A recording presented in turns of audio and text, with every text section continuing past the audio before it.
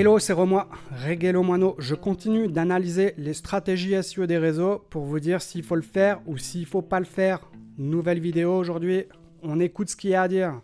Ça, c'est les stats d'une de mes pages que je viens de mettre en ligne sur un de mes sites. Tu vois, on est bien en date de mi-janvier.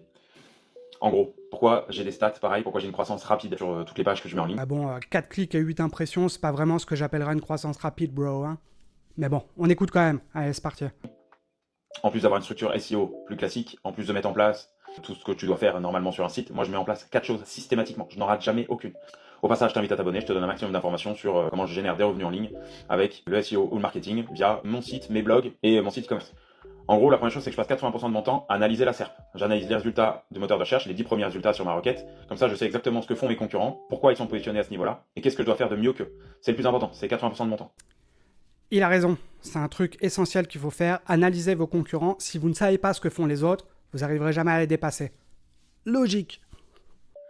Ensuite, je rédige jamais full IA. Il y a toujours une partie d'IA dedans, mais derrière, je reprends tout. C'est hyper important de tout reprendre.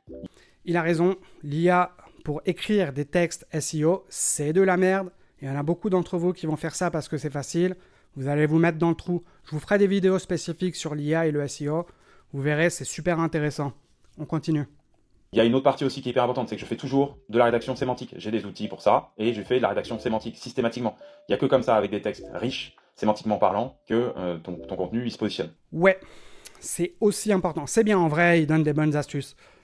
La sémantique, c'est super important parce que ça vous permet de comprendre comment les gens recherchent sur Internet et ce que vous devez leur donner.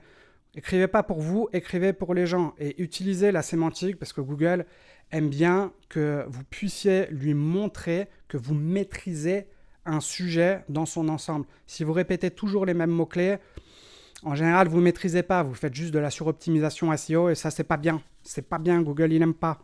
Allez, la dernière astuce. Et enfin, le critère le plus important, c'est que je connais mon sujet, j'ai une expérience dessus, j'ai de l'expertise, et donc je peux apporter énormément d'expertise et d'expérience à l'intérieur de mes contenus.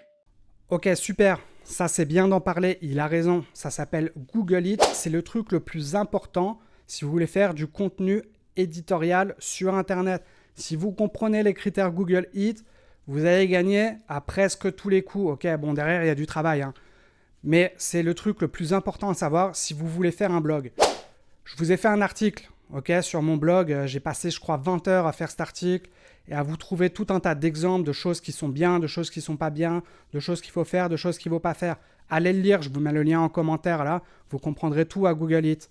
Allez, en vrai, c'est bien, une bonne vidéo, c'est des bons principes à suivre. Ce serait mieux avec quelques exemples et des astuces concrètes, mais en vrai, c'est pas mal. N'oubliez pas de vous abonner, je vous donne des astuces tous les jours sur le SEO et je vous évite de faire de la merde avec votre site. À demain et n'oubliez pas, soyez intelligents et soyez créatifs.